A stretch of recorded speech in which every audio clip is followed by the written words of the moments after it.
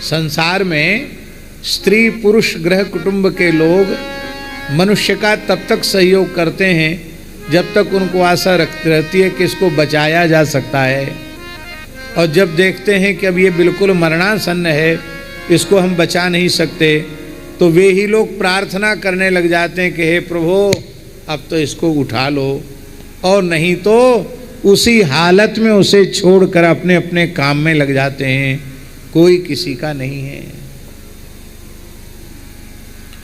अभी सुनने में आया है कि सर्वोच्च न्यायालय ने स्वेच्छा मृत्यु का फैसला किया है।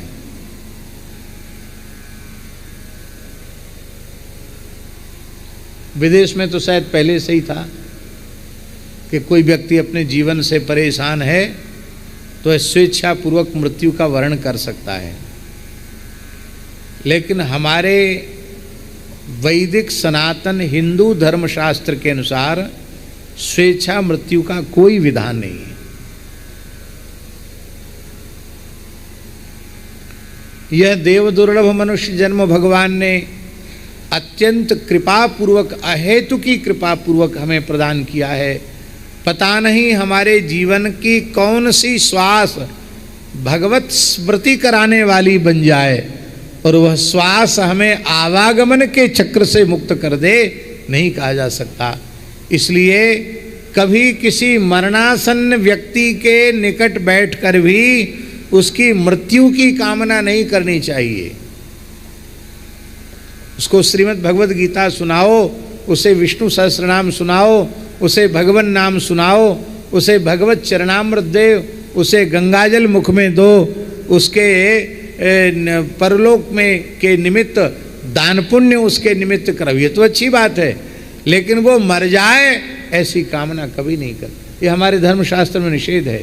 और कान खोलकर सुन लो, भले ही सर्वोच्च न्यायालय ने फैसला दिया हो, पर वैदिक हिंदू सनातन धर्मशास्त्र के अनुसार, आर्ष परंपरा की मर्यादा के अनुसार इसे जिसे स्वेच्छा मृत्यु कहा जा रहा है, ये स्वेच्छा मृत्यु नहीं है, ये अकाल मृत्यु है, अल्प मृत्यु है, ये आत्महत्या है, और आत्महत्यारे की कभी सद्गति होती नहीं है। आत्मघात करने वाला व्यक्ति पिंडदान जलदान का भी अधिकारी नहीं बनता, उसके लिए भी प्रायश्चित का विधान है।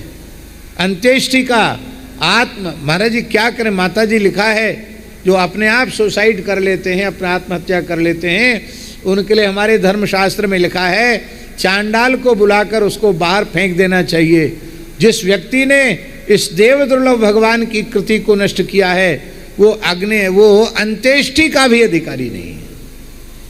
तो ऐसे व्यक्ति की भी अंत्येष्टि करना हो तब क्या करें, उसके लिए अंत्येष्टि विधान में है इतनी गायों का दान करे, ऐसा ऐसा कृत्य करे, तब वह अंत्येष्टि का अधिकारी बन सकता है। आत्महत्या का विधान नहीं है।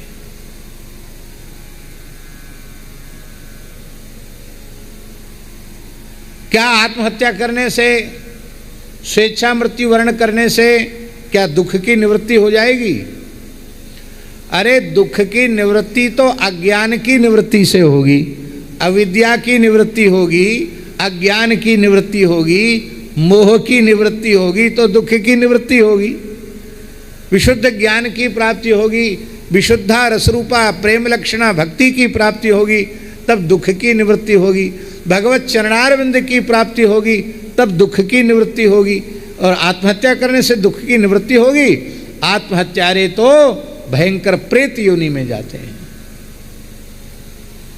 लेकिन क्या कहें, जो न्याय के सर्वोच्च आसन पर बैठे हुए लोग हैं, उनकी न तो हिंदू धर्मशास्त्र में श्रद्धा है, वे भी पाश्चात्य सभ्यता के अनुकरण करने वाले लोग हैं। इसलिए सनातन धर्म के सर्वथा विरुद्ध फैसले लगातार होते चले जाते हैं। कभी समलैंगिकता का समर्थन करते हैं तो कभी स्वेच्छा मृत्यु का समर्थन करते हैं। भगवान जाने क्या क्या ऊटपटांग हैं सर्वोच्च न्याय के आसन पर बैठे हुए, लेकिन धोखे से कभी कोई राम मंदिर जैसा न्याय हो जाए तो हो जाए, अन्यथा इनसे न्याय की कोई आशा नहीं है। यद्यपि हमको महात्माओं ने कहा कि ये सब बात आप मत बोला करो, बड़े संकट का काम है, लेकिन क्या करें महाराज, धर्मशास्त्र की मर्यादा के विरुद्ध कोई बात सुनने में देखने में आती है, उससे मन को बहुत पीड़ा होती है।